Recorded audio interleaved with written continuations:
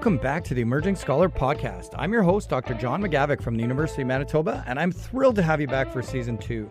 Last season, we took you on a journey through your first year of research training, covering everything from crafting great research questions to understanding the foundations of both quantitative and qualitative methods. We met incredible scholars, explored fundamental concepts, and built a roadmap to help you navigate your early research career. This season, we're going deeper. If Season 1 was about laying the foundation, Season 2 is about mastering the craft. We're taking those methods we introduced and really unpacking them, diving into the nuances, the challenges, and exciting new possibilities that each method has to offer. Throughout the season, you'll meet a remarkable team of both established and emerging scholars with expertise across a diverse array of approaches. From natural experiments that reveal causal insights into real-world settings to qualitative inquiry grounded in social justice, the complexities of implementation science, and yes, my personal favorite, causal inference. Each episode will introduce you to researchers who are pushing the boundaries, asking bold questions, and making novel and important scientific discoveries. First, we're celebrating Canadian research excellence, showcasing incredible work happening right here at home. Second, we're emphasizing the critical importance of patient engagement in shaping research that truly matters across a range of scientific methods. And finally, we're championing curiosity, the essential spark that drives all great science and keeps us asking, what if and why? Whether you're designing your first research study, wrestling with methodological challenges, or simply passionate about rigorous and meaningful research, this season is for you. So let's dive in, stay curious, and continue building the skills that will shape your own scientific journey. Welcome back, everyone, to the Emerging Scholar Podcast. Today, I have the distinct pleasure of speaking with someone I truly admire in population health research, Dr. Sonia Anand. Dr. Anand is a professor of medicine and epidemiology at McMaster University. She's also the director of the Chanchlani Research Centre, which focuses on health equity research. Dr. Anand is a senior scientist at the very famous Population Health Research Institute at McMaster University and also serves as McMaster's Associate Vice President for Global Health. Dr. Anand is a world leader in cohort study design and implementation with decades of experience building and leading some of the most influential global health research initiatives in Canada. She has been instrumental in major studies, including the InterHeart study, which examined heart attack risk factors across dozens of countries, the PURE Cohort, which continues to track cardiovascular outcomes and chronic diseases in urban and rural populations worldwide. Her work also includes seminal discoveries within the SHARE cohort, as well as starting and making discoveries in maternal child health areas with the ABC and Start Birth cohorts, which are advancing our understanding of the early life determinants of health and health inequities. Throughout her career, Dr. Anand has centered racial and ethnic health inequities in her research, examining how cardiovascular risk varies across populations and working to address disparities in health outcomes. She brings a unique expertise, not only in the science of cohort design, but also in building and managing the large international research teams necessary to do this groundbreaking work. Today, we're diving into the world of cohort studies, building on what we learned with Dr. McKecken and the Bourne and Bradford study. What is a cohort study? Why do they matter? And how Dr. Anand and her team at McMaster University has helped shape this essential research methodology to advance global health equity worldwide. Welcome, everyone. I can't tell you how excited I am to have someone that I have looked up to in the 2 decades that I've been doing this. The number of papers that this person has published that have come through my desk and informed the work that I do, and how inspiring the evolution of your work has been, Dr. Anand, in terms of massive impact, huge breakthroughs, and then community engagement. It's such an honor to have you here. Thank you so much for joining us. No, it's my pleasure, John. What is in the water in Hamilton, Ontario, that's leading to so many amazing scholars forging the way through clinical epidemiology? I'm not sure who you've spoken with, but I will say one of the reasons I've stayed at McMaster is the culture. We like to say the culture is very collaborative. It's a pretty small town, so it doesn't matter if you're across the city in a different hospital. If you have a good idea and you want to collaborate with someone with that expertise, you just do a quick drive across the city, have a meeting, and get started. And so over the years when I've been considering going outside of Hamilton, I would say it was the culture and for me, the mentorship that really kept me in McMaster. That's what I think others have said as they have been interviewed for this podcast. Mm-hmm. Let's take the mentorship angle and go back to your very first project. which Sure. I had to go back a really long way. You've published almost 600 papers. So I had to go all the way into the deeper dives of PubMed to find a paper that has two authors on it. Yourself, a very famous clinical epidemiologist, Salim Youssef. So can you tell us about that study? So I was very interested as a medical student in starting a career in international health, as it was called at that time. And that was based on, I had traveled a fair bit, and I had gone to India the summer before I started medical school. And in India, you see the extremes of poverty and wealth. At that stage of my life, I was really committed to trying to improve health conditions for people. And so I thought international health would be the pathway, and I knocked on a number of doors. And we had an international health office at that time run by Vic Neufeld. So I talked with him, talked to David Sackett.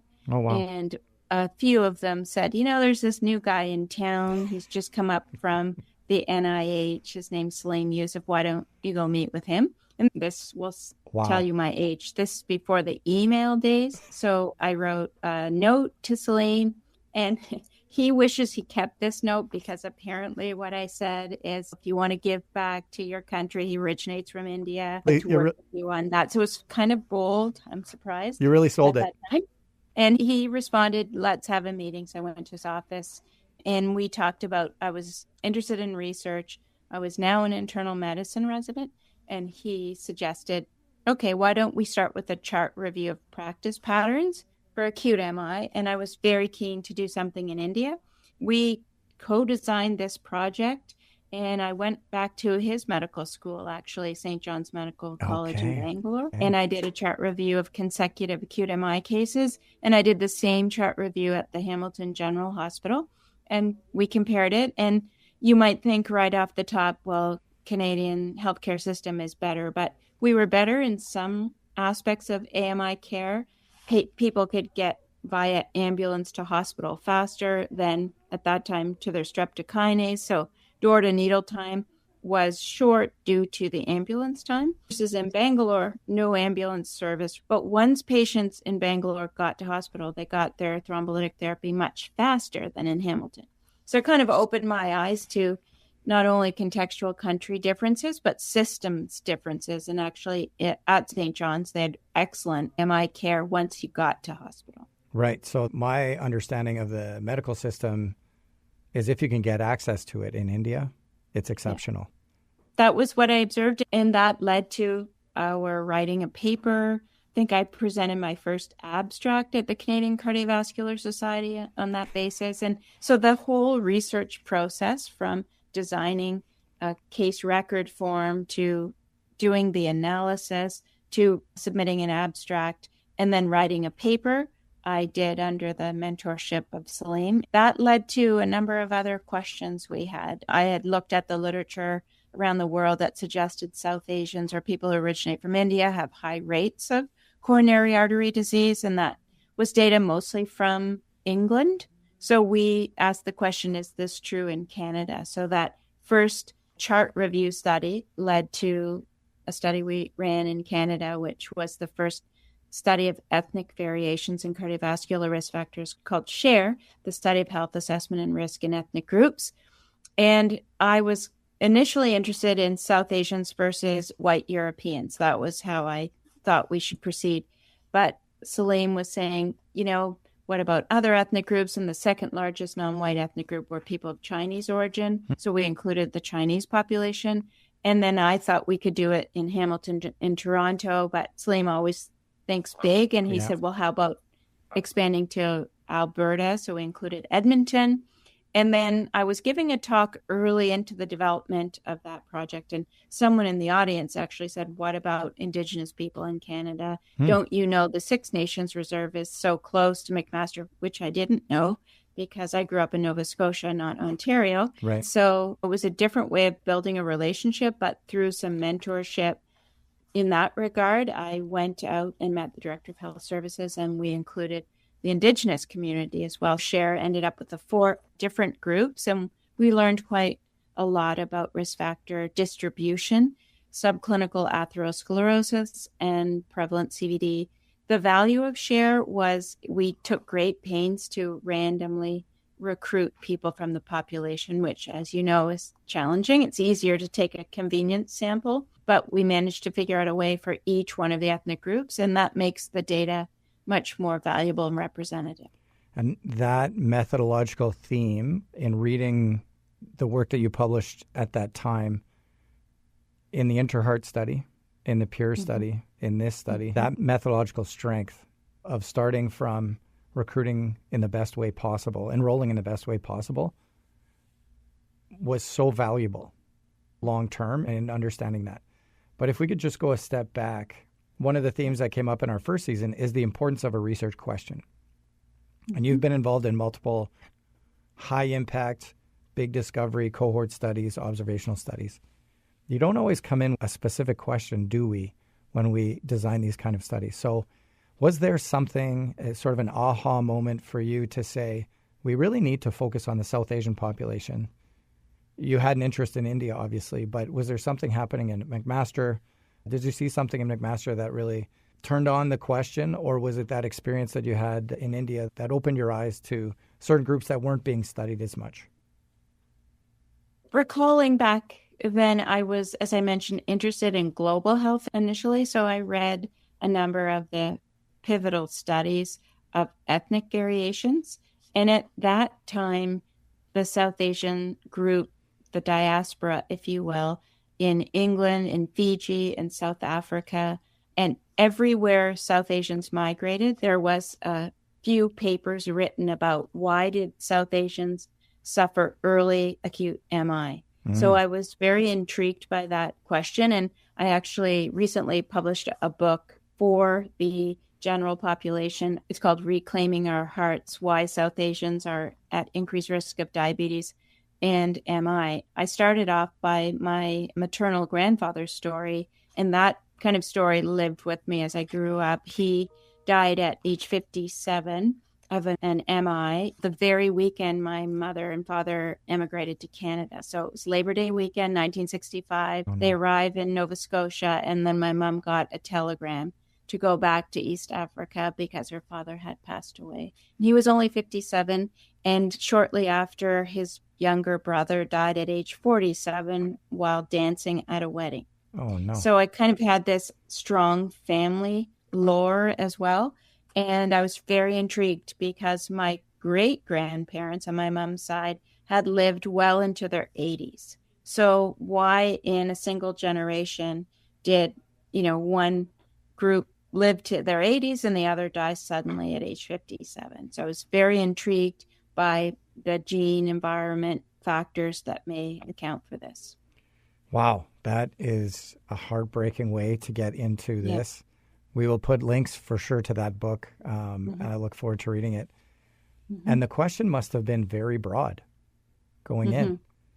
And from my recollection of reading those papers, what I found fascinating, and there was a group doing this when I was at UT Southwestern that was finding very similar things, that the MI rates were high, or were the stroke rates high as well, or inequitably higher? No, it's a really interesting distribution. And in today in the PURE study, which we'll get to, where we can look at global variations, we see South Asians continue to have a higher incidence of coronary artery disease compared to other groups. And if you look at the relative proportions of CAD to stroke, it's 80-20 CAD to stroke for South Asians, but it's flipped in the Chinese. So there are intriguing ethnic variations. I was not aware of that. The variation that struck me, and when we were at Southwestern, they were very interested in the higher rates of diabetes, type 2 diabetes and gestational diabetes, was that the overall risk profile seemed to be lower, even though the outcomes were higher. Was that something that you had seen and share as well, that if we apply the North American guidelines, let's say, that you would see what seemed to be a lower risk profile? Am I getting that wrong, or what were the main findings of share? Because I remember back when I went to the Lake Tahoe 2-week course in cardiovascular epidemiology in 1996. Wow. The question with David Goff. I went to the one in 2006. Okay, so there you go, 10 years later. And David Goff was teaching there too. Yeah, and there at that time, it was what protects Hispanics from CHD in spite of having diabetes. From the perspective of did South Asians have lower risk factors, I think depending on what was measured, they might have had less hypertension. But when we expanded the type of risk factors we measured in the SHARE study beyond Framingham, for example, then we saw that South Asians had equivalent, if not in some cases, higher rates of certain factors. Essentially, South Asians and Indigenous people and Chinese individuals who gain weight gain central adiposity, Right. and central adiposity plus the associated cardiometabolic risk factors are kind of the cluster of factors that develop earlier on in South Asians compared to other groups. Why do South Asians get diabetes, abdominal obesity, visceral adipose tissue at higher rates than other groups? We know that lipoprotein a, which is an atherogenic lipoprotein, is also more common in South Asians. And actually, in SHARE, what we saw is the prevalence of the metabolic syndrome as we define it was about 25% in the South Asian group, slightly higher in the Indigenous population. And when we looked at carotid IMT, which is a measure of atherosclerosis, for the same given level of atherosclerosis, South Asians had more clinical events. So we knew it was not only atherosclerosis, there was something else. Right. And there are a whole host of hypotheses from smaller arteries to impaired fibrinolysis to elevated Lp(a). But SHARE left us with the risk factors are common across the different ethnic groups, but the rate of disease differs.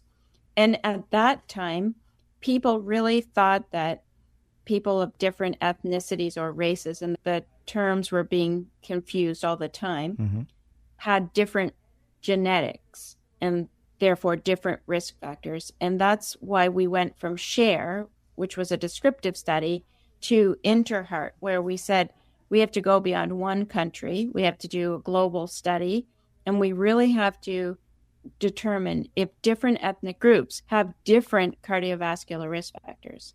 And as you know from InterHeart, we showed the same 9 modifiable risk factors account for over 90% of the acute MI burden in all populations. So the prevalence of the risk factor could differ, but the risk factors themselves are the same. That was the highlight moment for me, listening to Dr. Youssef give a keynote at either an AHA meeting or something like that, where he just resonated with me that, and this was early. He said, why are we worrying about genetics and epigenetics when the population attributable risk is over 90% on these very easy to measure modifiable factors? We've interviewed a few people for season 2 from ICES or from MCHP, where we have electronic medical records. The value, I think, of SHARE and InterHeart and PURE and many of the cohort studies is that high resolution measurement. So in SHARE, it was carotid IMT. Carotid IMT. So in the 90s or late 90s, early 2000s, that was state of the art. Yeah. When I was at UT Southwestern, we were measuring coronary artery calcium and we were measuring fat in the liver, and that was novel. These cohort studies allow us that deeper insight into that pathophysiology. That's right. And also with the individual person data, you can adjust for potential confounders. Whereas in the health admin data sets, you may not have BMI in an individual. You may not have smoking. So you can look at associations, but you can't explain them, and you still have that lingering doubt. Is there some confounding that I couldn't account for here? Agreed. So maybe we can move into InterHeart, which was a case control study. That's right. Which, when I'm teaching undergrads about case control studies, you often say you start with a rare condition because it's hard to study. You were studying MI. Yeah. Well, it's a beautiful example. It is, and choosing the study design, as you know, you have to take some time and debate it because there's pros and cons of different designs. And, we always say cohort studies are great because you can measure all kinds of different outcomes and you're not restricted to one outcome. But they're labor intensive and you need long-term funding and follow-up rates have to be high. And so for the InterHeart decision, it was more about, we know acute MI is common in all populations. We figured out a way, we struggled for a while, figured out a way to recruit controls at each center in each country. And it would be a very efficient way to just determine if those risk factors that Framing had identified apply to all populations in the world. So there were multiple considerations. One of them was efficiency and getting a global answer. So I think that was the reason we went with the case control. And the way that you distinguish cases from controls for AMI was one of the most elegant epidemiological decisions I've ever seen. So I bring it up to teaching all the time. Can you explain that? Yeah, sure. We took first acute MI. And so why not second? Because if you've already had one, you change all your health behaviors and you're on medication. So it had to be incident MIs matched to controls. And controls could be matched at the center or a clinic, could be a clinic near the center. And those individuals had to have a different reason for coming to see the doctor and no history of cardiovascular disease. And the different reason, we struggled a lot with where do we choose the patients from to be controls. And so we would choose things that had no relationship to the cardiovascular outcome of AMI, such as a fracture clinic. So we could recruit controls from a fracture clinic, and we would ask the same questions of the controls. And so a case controls study ends up being a relative comparison of the proportion of the risk factors of interest. And through that, you calculate the odds ratio. So that was how we did it. And then we did have to think about the measurement of blood samples. And in particular, I remember spending a lot of time discussing what happens to cholesterol in an acute MI setting because it drops. And so if we measured it on day one of the acute MI, we might underestimate the association of cholesterol. So we collaborated with a number of experts in lipids. Alan Snyderman from McGill, Oh, wow. you may know, Yeah. was very keen on ApoB and ApoA. And at the time, we thought of the ApoB like poor man's LDL and ApoA is poor man or woman's HDL. But we knew they wouldn't be affected by the acute MI injury. So we went with that measurement. And as you know from the primary papers, it's the ApoB to ApoA ratio that we use as the measure of cholesterol. So that's an example of some of the challenges we had to overcome. Same with glucose, that can change acutely. So we did have to rely on self-reported diabetes. Right. So when we wrote many grants to get this funded, we'd always have various grant reviewers saying, well, self-report could be biased. But the whole kind of mantra of Salim Yusuf and his mentors that kind of trickle down to everyone at McMaster who work with him is ask a good question and answer it reliably. Yes. And answering it reliably is determined by the sample size and statistical power. So that's why Interheart was 27,000 people. We had to power it in every ethnic group region in order to be confident about the answer. And one of the comments that I remember from Salim giving that keynote lecture is that no one wanted to fund it. It was conducted in 52 countries with 54 funding sources, for sure. And there were, I still have the number of grants we wrote on my computer and were rejected from our Canadian funding bodies. Eventually, Heart and Stroke funded some of it, but so many rejections for both Interheart and Pure from our own funding bodies. And then they end up making these just landmark discoveries. So yes, if you have a great idea and you've developed the methods in a really rigorous way, it's important to stick with it. Persistence, passion, patience, persistence, I say, the 3 Ps. The 3 Ps. Could I add another one? Yep. I don't know if I can find a P word in there. It's, maybe I'll say, the privilege of working with a huge team of extraordinary scholars. And when I look at that list that is on your team, they're all top of the game. So can you talk a little bit about that? Sure. I'd love to, because, it looks like a network on paper, but it's really very strong network of friends. Oh, nice. And so I think Salim really carried over what he had experienced in the ISIS trials, as they were called 1 and 2, streptokinase, aspirin, and acute MI in Oxford. He carried over that approach, which was, form collegial relationships with key people in different countries, have a good scientific question, and align your colleagues behind that vision. Mm-hmm. And if they're all committed to the vision, even when you're not funded, they'll keep going.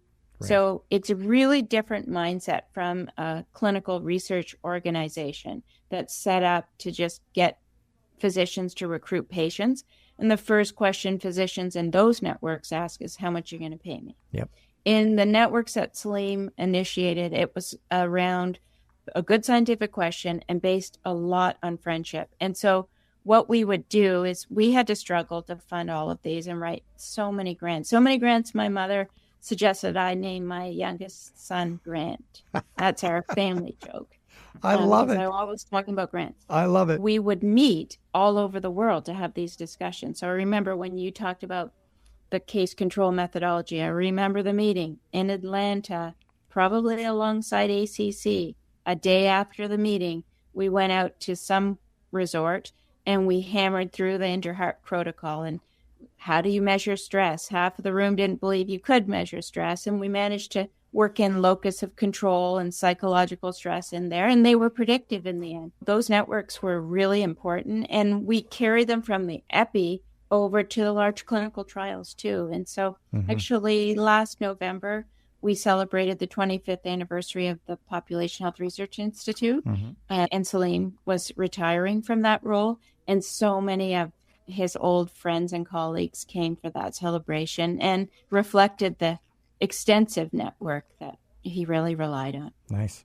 You must have an incredible skill set in managing not only big egos, smart people with very passionate interests. I spoke to Catherine Morrison earlier today, and I said we were going to have a conversation, and she said, Sonia is the best leader of a meeting that I have ever seen. Oh, that's super nice of her. So there is something special that you have also. Oh, well, maybe. In leading teams. That's really nice of Catherine. And I do find myself these days, John, getting impatient about the same things Salim used to get impatient about. And probably scaring some people like I was scared. Right. I learned a ton from him. And there are all kinds of personalities in academia. And sometimes it gets difficult. But again, around those 3 Ps, I think if you have a good question, you work nights and weekends and you make sacrifices to make it happen. It was great. It was like boot camp for me, working on those studies. And I think my authentic self, because I'm the youngest of 3 kids, was more like 2 ethnic groups will be enough and we'll do a pretty nice study. But Salim was always pushing, like, let's add in another ethnic group and let's add in ultrasound. And I was like, but I've already written the protocol in my mind. Right. So now I have to change the protocol. But he's always pushing those boundaries. And it was for good reason, to make the science better. So I adopted many of those principles. Nice. The other boundary I think that you're pushing now, if we could just transition a moment, is the boundary from adult cardiologist to life course epidemiologist. Mm-hmm. And something that sticks out to me as someone who works in peds, and all of my colleagues are in peds, is how challenging it could be to enter that world.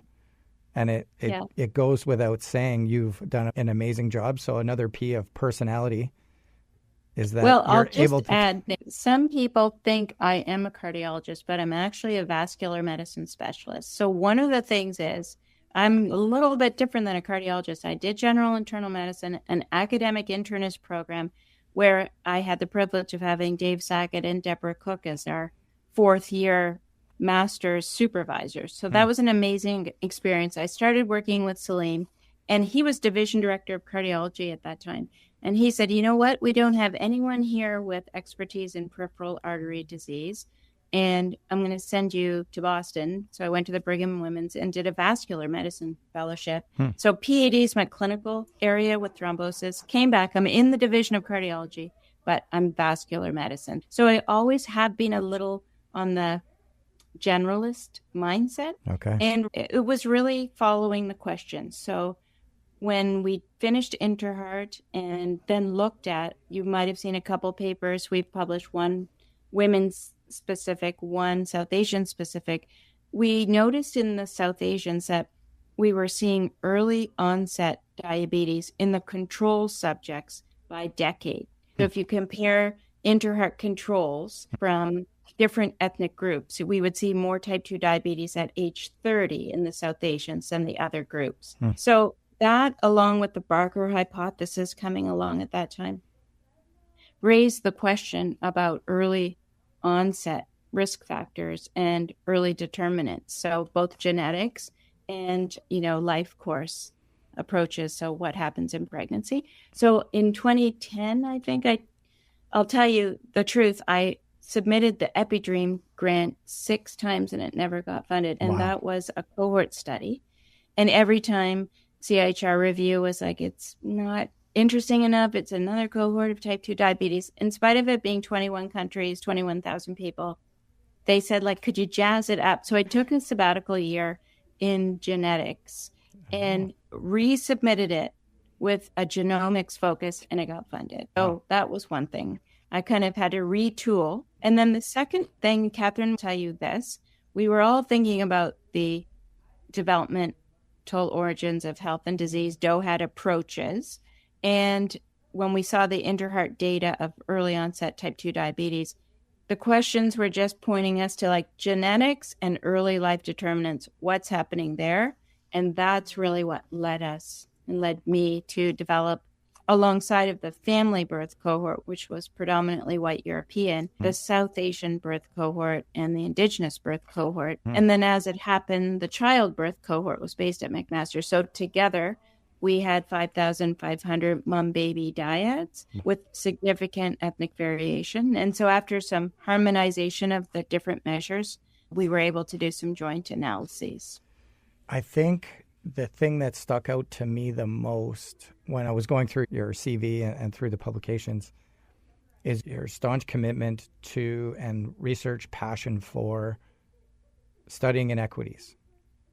And then when I saw that you were also now exploring genetics and life course, and I thought to myself, are you worried about where this could go, knowing that race is a social construct and some of the ethnic variation is about racism and structural factors and having access? So what kind of questions were you asking yourself? And were you struggling sometimes with those questions that you were asking, knowing they could yield some important discoveries, but they could also be misinterpreted?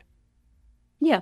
I think you're right that I felt that without understanding genetics, and I do feel there are silos of investigators where as soon as we sequence the human genome, we'll be able to cure all diseases. Yeah. I remember hearing all this. I'm sure you did too, right? I did, it hasn't happened. No. On the other hand, the simple 9 modifiable Interheart risk factors, if we could actually achieve a reduction in mean levels of waist circumference, lipids, blood pressure by making population level changes, we would prevent more AMIs than studying genes intensively. Yet the funding goes towards the new exciting tools. Right. So I understand both worlds. And then when it comes to ethnicity and race is a social construct. Racism is real. We see it and we see the effects play out.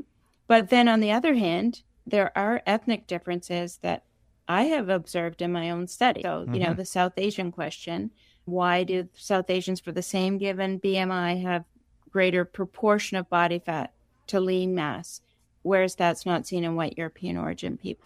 So some of those are explainable by genetics. Polygenic risk scores are predictive of type 2 diabetes.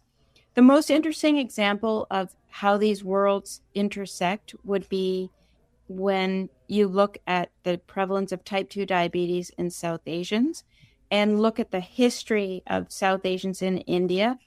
A really informative paper by Priya Moorjani and colleagues demonstrated that actually it was the caste system, which is a social construct in India, which basically uprooted random mating. So before the caste system, you could be from North India, South India, And my great mix, it was a perfect Hardy-Weinberg scenario. Right. But then with the caste system, which kind of from a social perspective mandated that Brahmins marry Brahmins and the warrior class marries the warrior class, the caste system created genetic bottlenecks. And that led to an increased prevalence of recessive alleles for some conditions, one of which is type 2 diabetes. So that's interesting. A social construct being the underlying cause of genetic predisposition, it kind of brings both worlds together.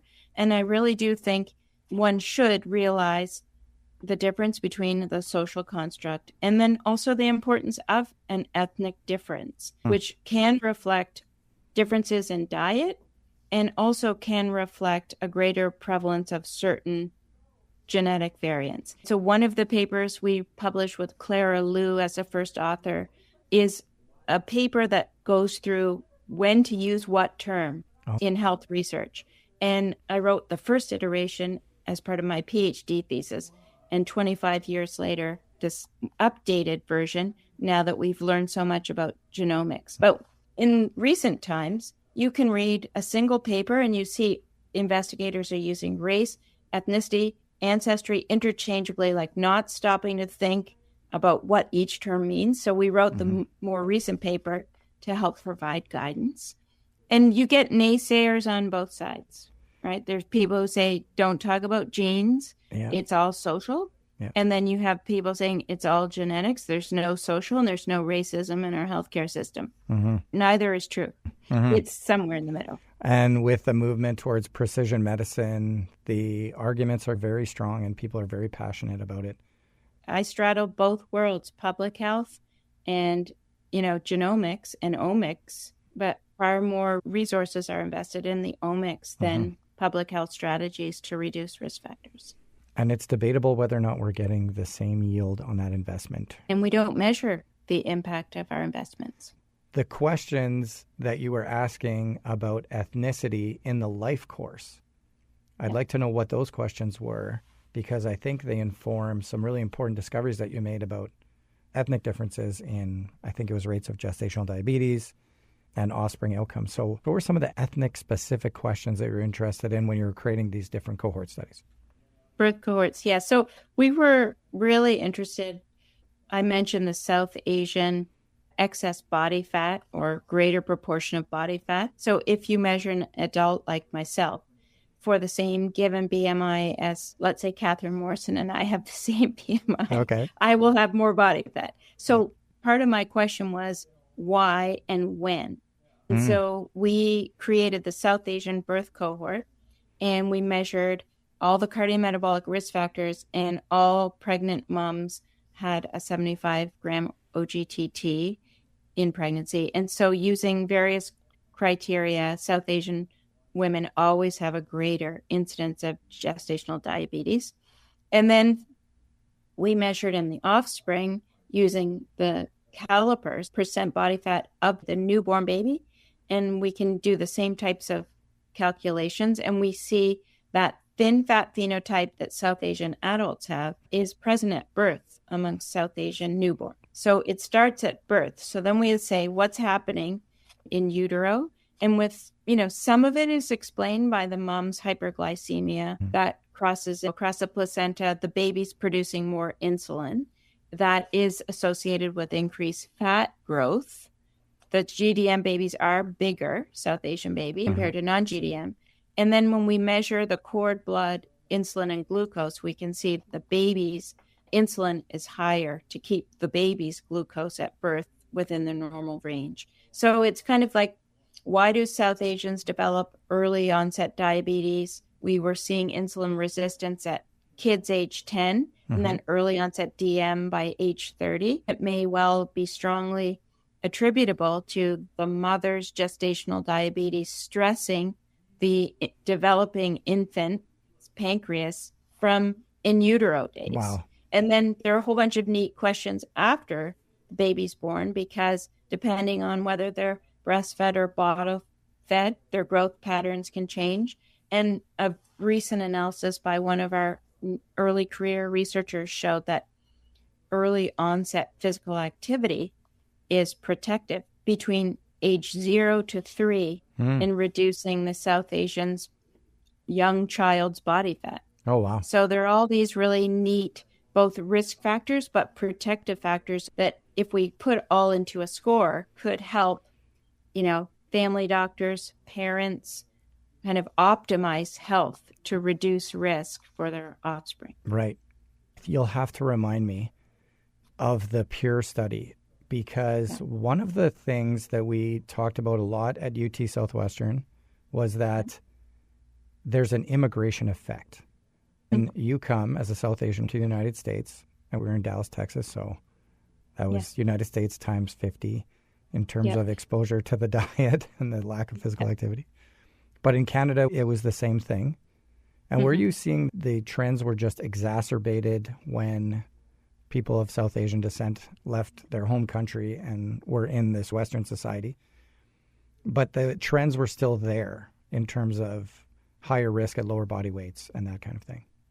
Yeah. So the neat part about our birth cohort study, and also we can compare share to the adult pure population, we've been able to map out rural India, urban Canada, and what happens to South Asians. As you go from rural to urban India to urban Canada, body weight increases. That's a key driver. So the normal BMI for a South Asian woman in rural India is 18. And then we say the normal cutoff here in Canada for a South Asian woman is 21. But our charts say a normal BMI for everyone is 25. So you get a sense that body weight is a key determinant of cardiometabolic risk, and it changes with migration. But other risk factors change too. So smoking rates actually decrease when you go from rural to urban India, because in rural India, you can smoke cigarettes, tobacco, or beedies. So that improves. Yeah. And then other factors like blood pressure increase. So migration is a determinant of your cardiometabolic status. For sure, moving to an urban area, you're doing less physical activity, weight goes up, and diabetes goes up. So this is a pattern we've observed from pure urban-rural to share Canada, and our South Asian birth cohort in rural Bangalore, urban Bangalore, and Brampton. We see the same patterns. Oh, wow. As a trainee listening to this, it might seem overwhelming that they have to try to create birth cohorts across different countries. If you were to give advice to the young investigators now about where to start in this space, what would it be? Okay, that is a great question, and I sometimes now mention it in my talk. So in my era, we didn't have a lot of diversity in cohorts. So we had to create them. But now it's very different. There are very mature cohorts, and many of them are publicly accessible.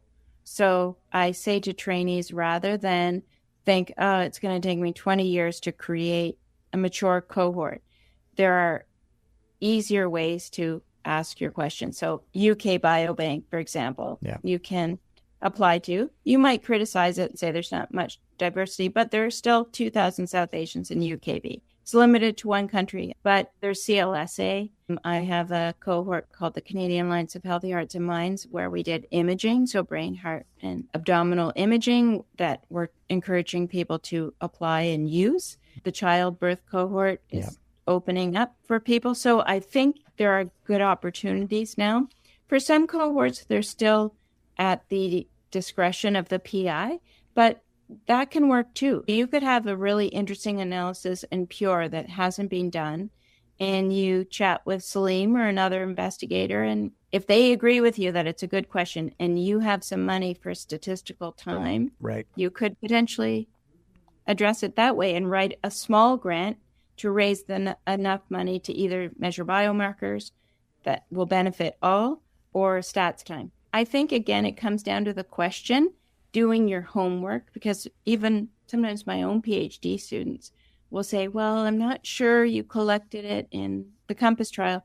Say, go read the COMPASS trial. Go deep into it. Figure out what we did, measure what we didn't, then formulate your question. Sometimes I find people are really quick to either say, can't ask it before doing the legwork. And of course, you can always talk to the investigators. Yes. Send the emails. Yeah. Well, and pick up the phone, which is less common amongst the youth today. It is so true. I like phone calls. It is so true. Okay, so for young investigators out there, please call Dr. Anand. Don't send me emails. Don't give my cell phone. No, I won't. Can reach me.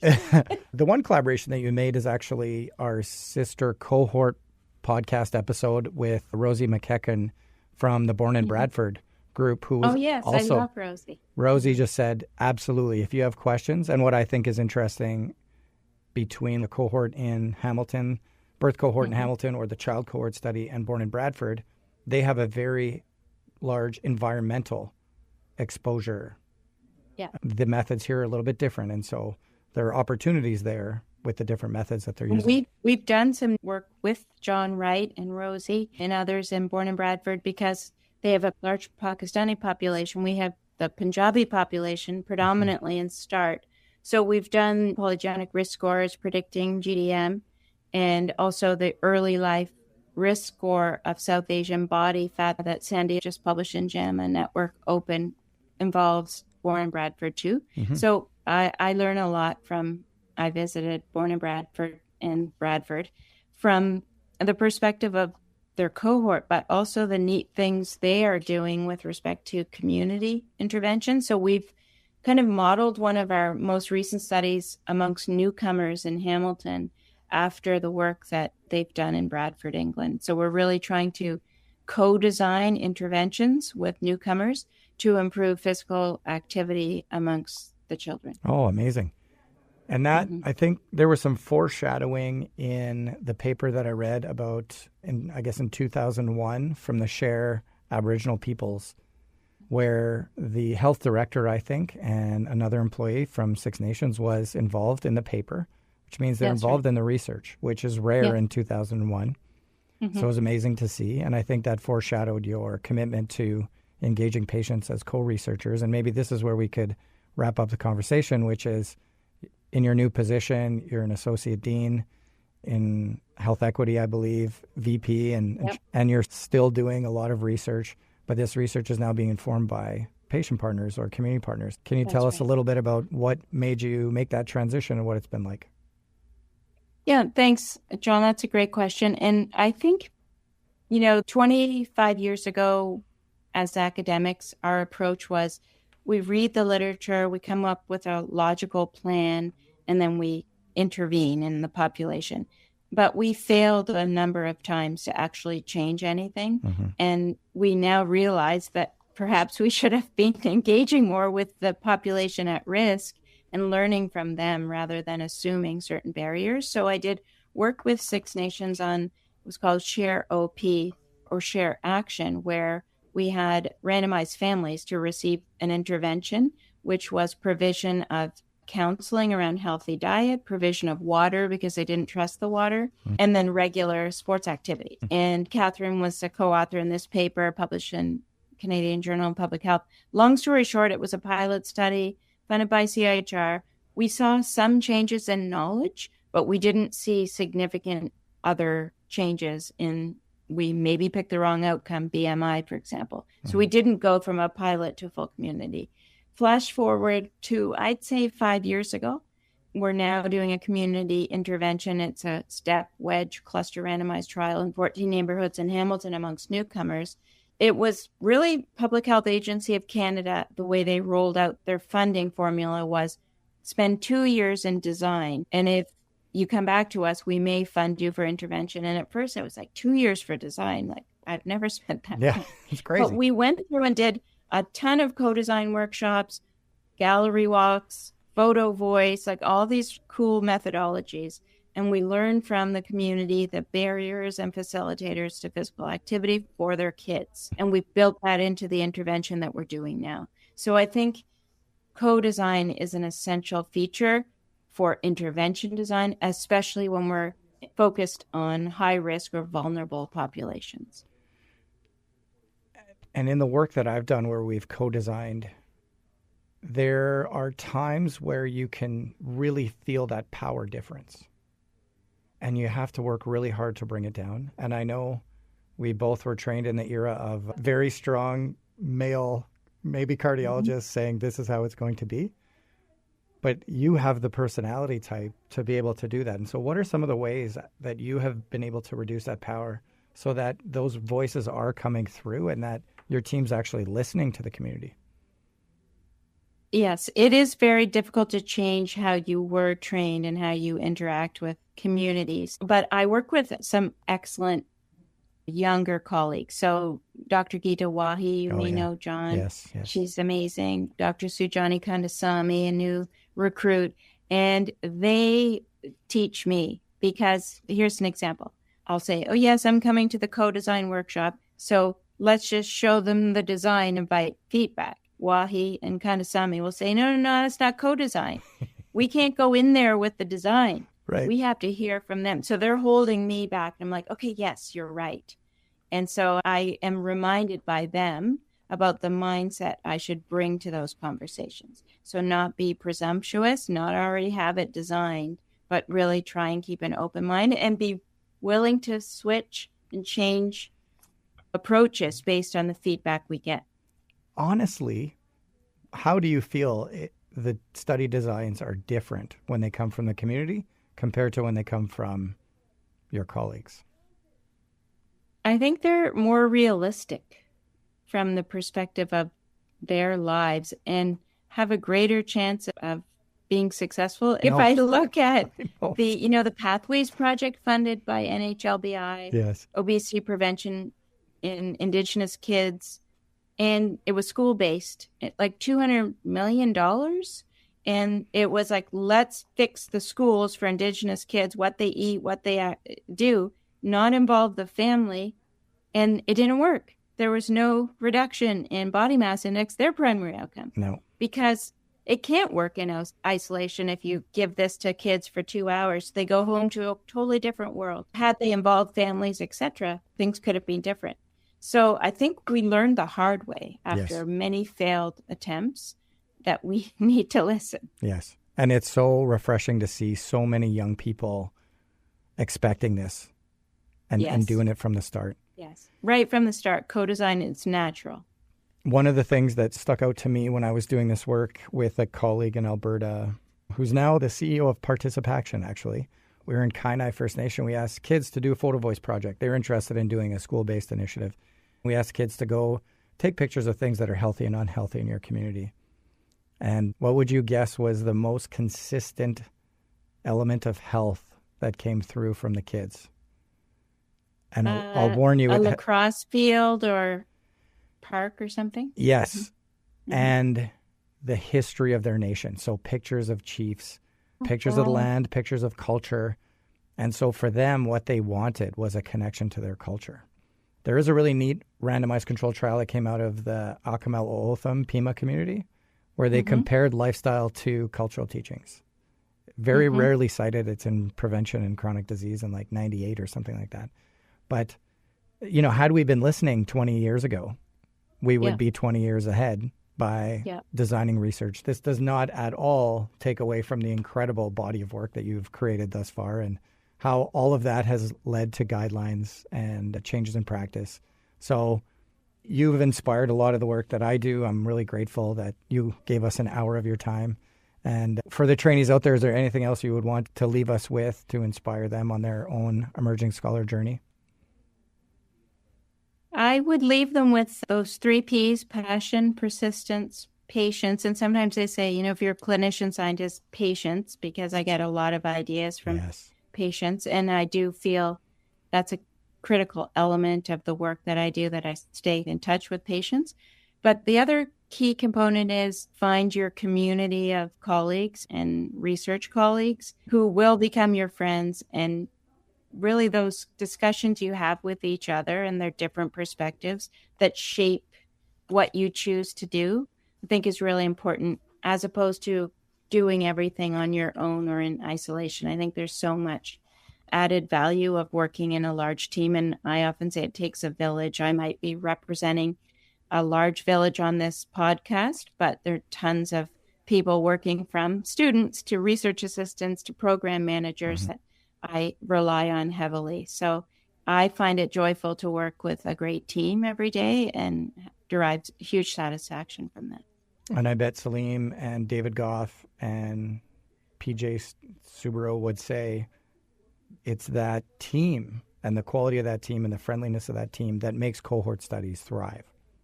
And That's right. So you can't do without. So wonderful. That was absolutely fantastic. Thank you so much, Dr. Anand. It was great to see you. Hopefully we cross paths one day. Well, thank you very much. Wow, that was an incredible conversation with a pioneer in our country, a clinician scientist that has contributed to and led some of the largest studies in her field, has created novel pathways to do research, infrastructure for trainees to develop. It was so interesting to hear from the inside how landmark studies like Interheart and Pure were developed, and how someone working in one space really committed to ethnic differences and trying to understand ethnic disparities in research, co-designs questions with their colleagues, perseveres in the face of adversity to try to get that funding, and then pulls off these enormous studies. Even after 20 years of being in this game, it is very intimidating to see how big and how much time it takes to get these studies off the ground. However, the key lessons that Dr. Anand left us with, I think, are universal and should give us hope for our own emerging scholar journeys. You have to have passion for the question that you're studying. You have to have passion for the people that you're trying to help. You have to have persistence, either getting grants, writing papers, communicating that information, or as we learned in season 1, getting that information into clinical practice requires years of persistent work. And lastly, patience. Not only your commitment to the patients that you serve as a clinician scholar, but also having patience with yourself, patience with the process, and patience in meaningful engagement with community so that they can trust you in a way that's meaningful and you can co-design important questions together. This was a really inspirational session, and I think it aligns very well with the talk that we did with Dr. McKechnie from Bourne and Bradford. Hopefully, people here will reach out to Dr. Anand or at the very least read some of the incredible papers that Dr. Anand has published, and that'll inspire you on your own emerging scholar journey. We will see you next time on the next episode of the Emerging Scholar Podcast. The Emerging Scholar Podcast was recorded in the UMFM studios located at the University of Manitoba in Winnipeg, Manitoba, Canada. This is Treaty 1 territory, the original homeland of the Anishinaabe, the Innu, and on the national homeland of the Red River Métis. Manitoba is also homeland to the Anishinaabe, the Dakota Ayote, and the Dene peoples. We acknowledge that our water is sourced from Shoal Lake 40 First Nation. As a settler scientist working in health research, I acknowledge TRC Call to Action number 18, that health inequities between Indigenous and non-Indigenous people are the direct result of colonization. Winnipeg is the center for reconciliation in Canada, and where we are speaking from today is at the crossroads of Canada's history and Canada's future. We are 3 kilometers away from one of the most sacred meeting grounds for Indigenous people on the plains and within Turtle Island. We are also several kilometers away from one of the last residential schools in the province. We are working collectively on reconciliation with youth, elders, and community leaders to heal from the trauma of colonization, past and present, honor the original treaties, and create a Canada that addresses and eliminates the inequities and injustices of the past and present to create a future for Indigenous children to live and thrive. On behalf of the team at the Emerging Scholar Podcast, we want to thank Osani Balkaran for the great production for our opening and closing themes. We also want to thank UMFM 101.5, especially our executive producer, Jared McKediak, for technical assistance and production on this project. We also want to thank all of our guests for the discussion and the insight that they've provided. Once again, thank you for listening. Be sure to subscribe to the Emerging Scholar Podcast on Apple Podcasts, Spotify, and umfm.com.